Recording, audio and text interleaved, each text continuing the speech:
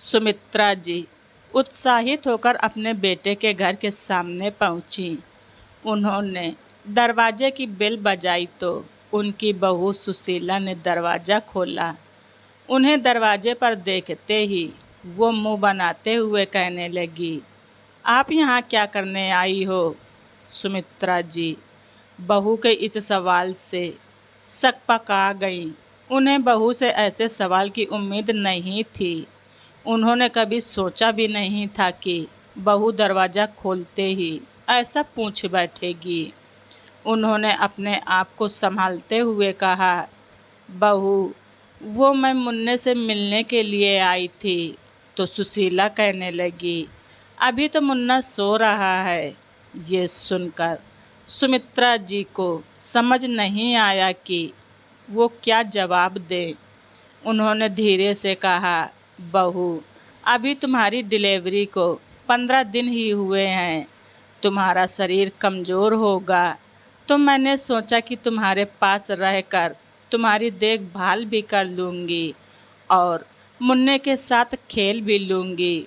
फिर मुझे भी अपने बेटे बहू और पोते के साथ कुछ दिन रहने का मन करता है ना। देखो मैं गांव से तुम लोगों के लिए क्या क्या लेकर आई हूँ। सुशीला मुंह बनाते हुए बोली, मुझे कुछ नहीं चाहिए। मेरे पास किसी चीज़ की कोई कमी नहीं है।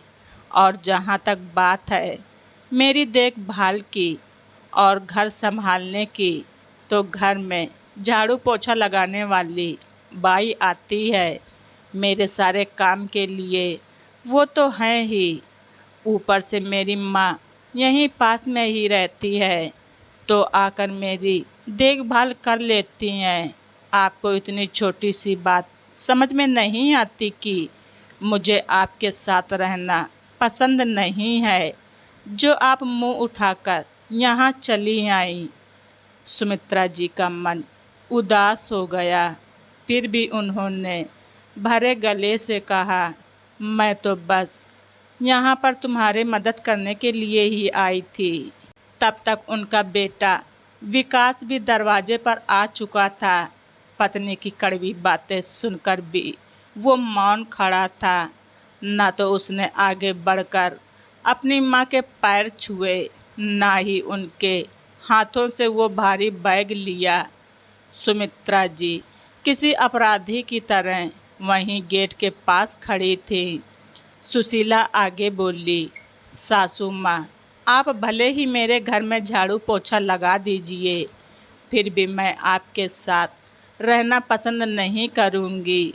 ये सुनकर सुमित्रा जी सन्न रह गईं। बेटे के सामने ही बहू लगातार उनका अपमान किए जा रही थी, लेकिन उनका बेटा विकास चुप्पी साधे खड़ा था। उनकी आंखों में पानी आने लगा था। उन्होंने उम्मीद भरी नज़रों से अपने बेटे की ओर देखा तो बेटे ने चुप्पी तोड़कर भी ऐसी बात कह दी कि सुमित्रा जी सोचने लगी कि इससे अच्छा तो चुप ही था। विकास कहने लगा, जब मैंने आपको बुलाया ही नहीं था तो आपको यहाँ आने की क्या ज़रूरत थी? आप आराम से गांव में रहती तो।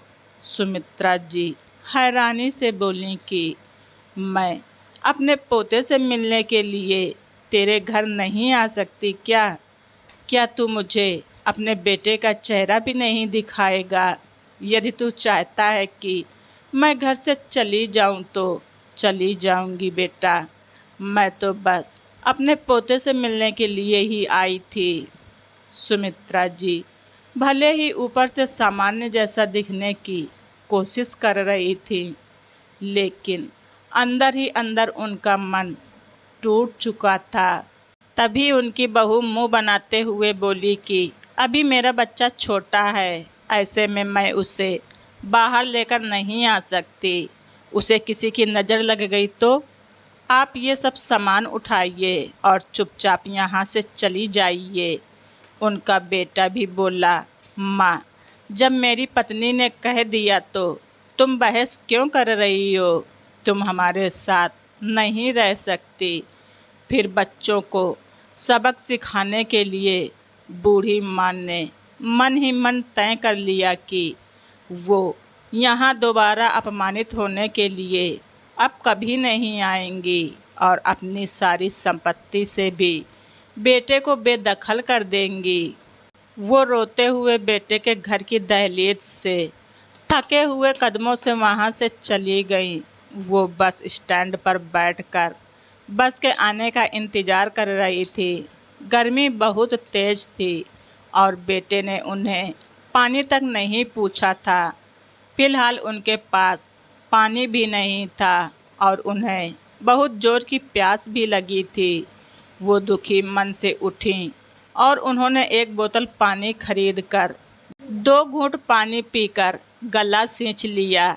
तभी उन्होंने देखा कि सामने गन्ने का रस बिक रहा है। गन्ने के रस को देखते ही उन्हें अपने बेटे विकास की याद आ गई। विकास को गन्ने का रस कितना पसंद था।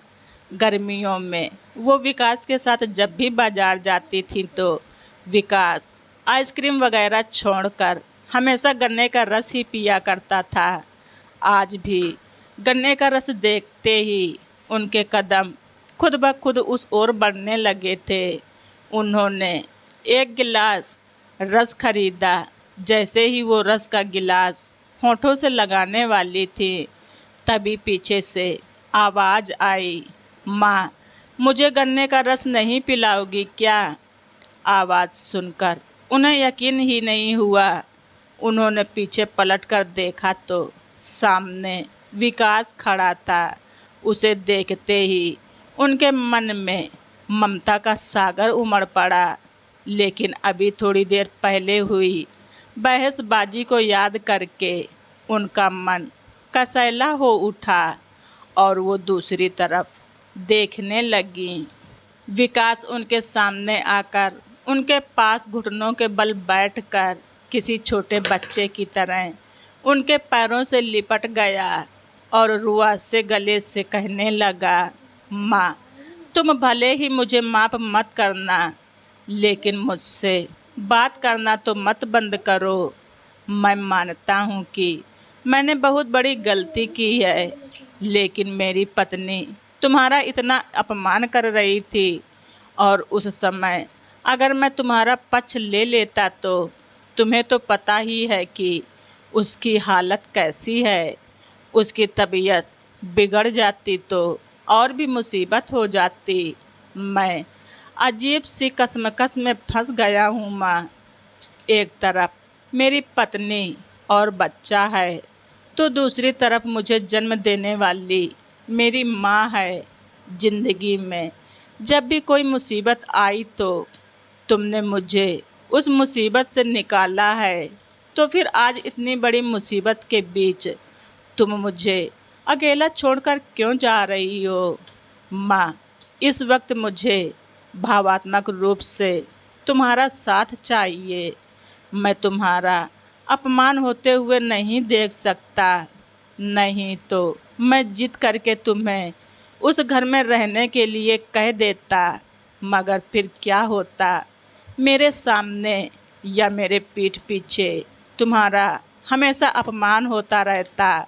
मैं तुम्हें ऐसे मनमुटाव भरे माहौल में नहीं रखना चाहता था माँ।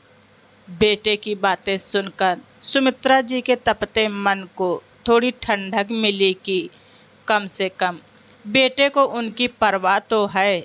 उन्होंने भरे गले से कहा, बेटा, मैं समझ गई हूँ कि तू अभी भी मुझसे बहुत प्यार करता है। मुझे तो लग रहा था कि तू भी बहू की तरह मुझे अपने घर में देखना नहीं पसंद करता, लेकिन तेरी बातें सुनकर मेरा सारा दर्द दूर हो गया। तू सही कह रहा है। ऐसे समय में सुशीला बहू को तेरी ज़्यादा ज़रूरत है। अगर तुम्हारे मन में ऐसी कोई भावना नहीं आई तो मुझे पूरा यकीन है कि एक ना एक दिन सुशीला बहू को भी परिवार की अहमियत ज़रूर समझ में आ जाएगी और वो मेरे साथ रहने के लिए भी तैयार हो जाएगी। लेकिन आखिर उसके मन में ये सारी बातें आई कहाँ से और वो मुझे इतना नापसंद क्यों करती है? इन सब का पता तुझे लगाना होगा, तभी इस समस्या का कोई हल निकल पाएगा। विकास कहने लगा, माँ, आपकी दी हुई सीख हमेशा मेरे साथ रहेगी। आप कदम कदम पर मेरा साथ देना तो सब ठीक हो जाएगा। इसीलिए आप गांव नहीं जाओगी, बल्कि मेरे पास शहर में ही रहोगी। सुमित्रा जी ने हैरानी से कहा, लेकिन बेटा, बहू तो मेरे साथ रहना ही नहीं चाहती, फिर मैं यहाँ कैसे? विकास अपनी माँ की बात काटते हुए बोला, माँ, आपको उस घर में नहीं रहना, बल्कि मेरे घर के सामने जो बिल्डिंग है ना, उसमें मैं पता करता हूँ। अगर कोई कमरा खाली हुआ तो आप वहाँ रह लेना, नहीं तो आसपास ही कोई जगह देख लेंगे। फिलहाल आप मेरे दोस्त के घर चलिए, उसके बाद देखते हैं कि आगे क्या करना है। बेटे की बातें सुनकर सुमित्रा जी का मन हल्का हो चुका था। उन्होंने कहा, चल फिर इसी बात पर गन्ने का रस नहीं पिएगा क्या तू? विकास मुस्कुरा उठा। दोनों माँ बेटे ने मिलकर एक एक गिलास गन्ने का रस पिया और आगे की जिंदगी के बारे में सोचने लगे। सप्ताह भर के अंदर ही विकास ने अपने घर के सामने वाली बिल्डिंग में माँ के लिए एक कमरा किराए पर ले लिया था और सुमित्रा जी वहाँ रहने लगी थीं।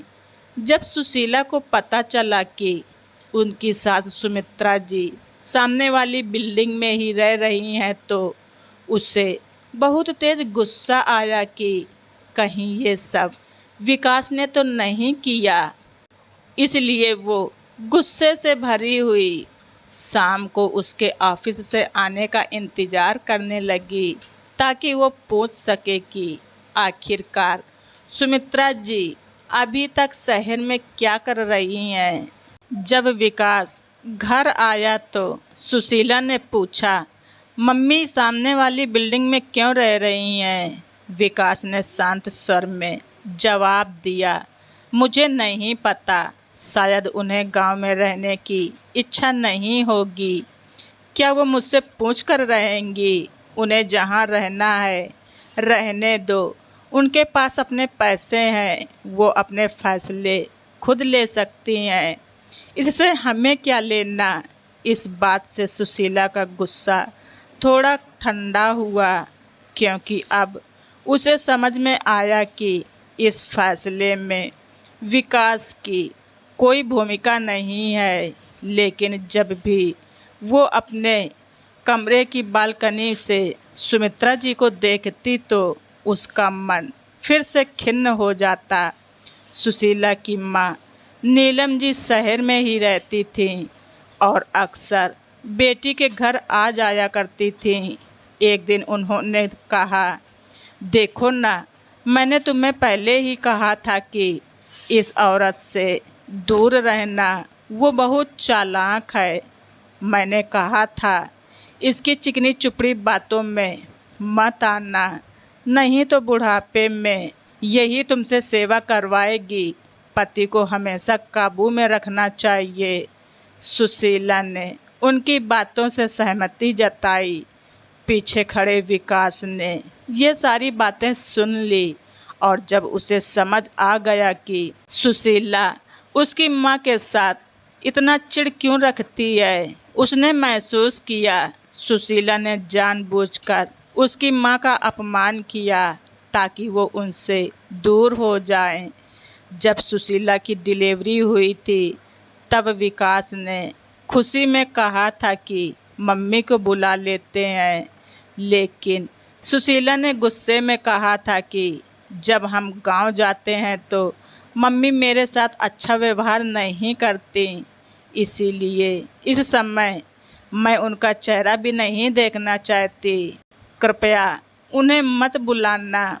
विकास उस समय चुप रहा, लेकिन जब एक दिन सुमित्रा जी बिना बुलाए शहर आ गईं तो सुशीला ने उनका अपमान किया। विकास ने बाद में सुमित्रा जी से जाकर सारी बात साझा की। सुमित्रा जी सब सुनकर हैरान रह गईं और बोली, अच्छा, तो नीलम ने उसके कान भरे हैं, तभी बहू ऐसी हरकतें कर रही है। वो मुझे अपनी गृहस्थी से दूर रखने के लिए किसी भी हद तक जा सकती है, लेकिन फिलहाल कुछ मत कहना, नहीं तो बात और बढ़ जाएगी। बस मौका देखकर प्यार से उसे समझाना और ध्यान रखना कि तुम पुल का काम करो, पक्ष लेने वाला मत बनो। विकास को कभी अपनी माँ की समझदारी पर गर्व हुआ। जब उसने पूछा, क्या आपको सुशीला से कोई शिकायत है, तो सुमित्रा जी ने कहा, नहीं बेटा, गलती उसकी नहीं है। उसे जैसा बताया गया वो वैसा ही सोच रही है। बस तुम धीरे धीरे उसे समझाते रहो। विकास ने सिर हिला दिया और फिर समय समय पर सुशीला से बात करने की कोशिश करता।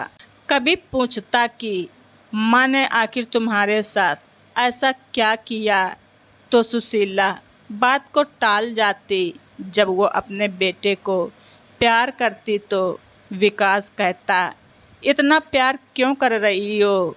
अगर शादी के बाद इसकी पत्नी ने भी अलग रहने की जिद की तो क्या करोगी? ये सुनकर सुशीला चुप हो जाती। विकास जानता था बदलाव जल्द नहीं आएगा, लेकिन वो कोशिश कर रहा था। पर जब भी वो सुमित्रा जी की तारीफ करता तो सुशीला भड़क जाती और उसे सुनाने लगती। कभी गलती से भी सास से टकरा भी जाती तो ताने देने से नहीं चूकती। फिर एक दिन नीलम जी बहुत उदास होकर बेटी के घर आईं। उनका चेहरा देखकर सुशीला बोली, क्या हुआ माँ, आज आप इतनी उदास क्यों हैं? नीलम जी ने कहा, बेटा, अब मैं तुझसे मिलने रोज नहीं आ पाऊंगी। छोटी बहू अब मेरे साथ रहना नहीं चाहती, रोज झगड़ा होता है। आज उसने साफ साफ कह दिया है कि माँ, आप बड़े भैया के पास चली जाइए। वैसे तो तेरे भैया भाभी बहुत अच्छे हैं और मैं कई सालों से उनके पास दिल्ली में रह रही थी, लेकिन जब तू यहाँ आई थी तो मैं भी आ गई थी। लेकिन अब जब छोटे बेटे ने कह दिया कि वो मुझे साथ नहीं रखना चाहते तो मैं अपमान सहकर वहाँ नहीं रह सकती। अब मैं वापस दिल्ली जा रही हूँ। अब हम बस फ़ोन पर ही बात कर पाएंगे। इतना कहकर वो रोने लगी। ये सब सुनकर सुशीला के पैरों तले जमीन खिसक गई। उसने कहा, माँ, मैं भाभी से बात करती हूँ।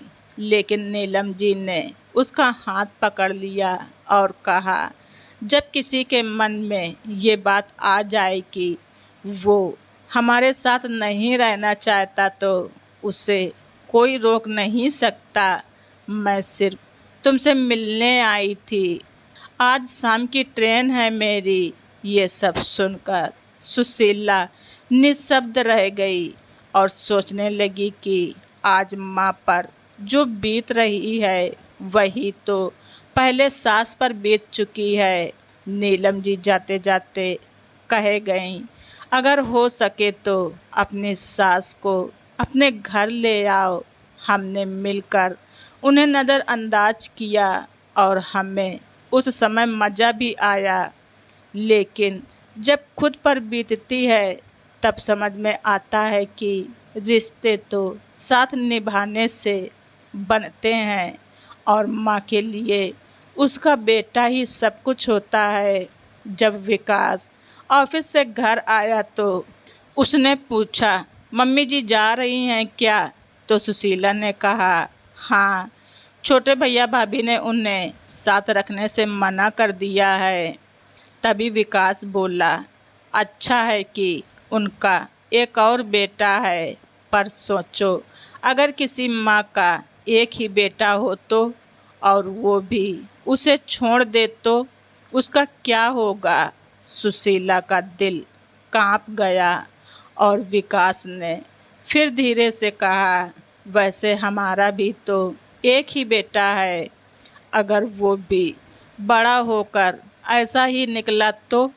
सुशीला रोते हुए बोली, नहीं, मैं अपने बेटे से बहुत प्यार करती हूँ और बहू को भी दिल से अपनाऊंगी। विकास मुस्कुराया और बोला, सिर्फ प्यार से कुछ नहीं होता, मेरी माँ ने भी तो तुम्हें बहुत प्यार दिया था, फिर क्या। सुशीला रोते हुए बोली, अब मुझे अपनी गलती का एहसास हो गया है, चलो मुझे मम्मी जी के पास ले चलो, मैं उनसे माफ़ी मांग लूँगी और उन्हें घर वापस ले आऊँगी। विकास को यकीन नहीं हुआ, लेकिन वो तुरंत सुशीला को लेकर सुमित्रा जी के पास गया। सुमित्रा जी ने जब उन्हें देखा तो आंखें नम हो गईं। उन्होंने पोते को गोद में लिया और सुशीला से पूछा, कैसी हो बहू। सुशीला उनके पैरों पर गिर पड़ी और बोली, मम्मी जी, मुझे माफ़ कर दीजिए, मैंने आपके साथ अच्छा व्यवहार नहीं किया, आज वही मेरी माँ के साथ हो रहा है, मुझे अपनी गलती का गहरा एहसास हो गया है, अब आप मेरे साथ चलिए, आप हमारे घर में रहेंगी। सुमित्रा जी ने बेटे को देखा, विकास मुस्कुरा रहा था। उन्होंने सुशीला के सर पर हाथ फेरते हुए कहा, मुझे यकीन था कि तुम्हें अपनी गलती का एक दिन एहसास ज़रूर होगा, मैंने तुम्हारे लिए कभी कड़वाहट नहीं रखी, तुम मेरे बेटे की पत्नी हो, मेरे पोते की माँ हो, तुम हमेशा मेरे दिल के करीब ही रही हो, बस तुम मुझे समझ नहीं पाई, लेकिन देर नहीं हुई है, चलो अब घर चलें। फिर पूरा परिवार एक नई शुरुआत के साथ एक हो गया। तो दोस्तों, आप सभी लोगों को हमारी ये स्टोरी कैसी लगी कमेंट बॉक्स में ज़रूर लिखें। चैनल पर नए हैं तो सब्सक्राइब करना ना भूलें। धन्यवाद। रिचा वॉइस।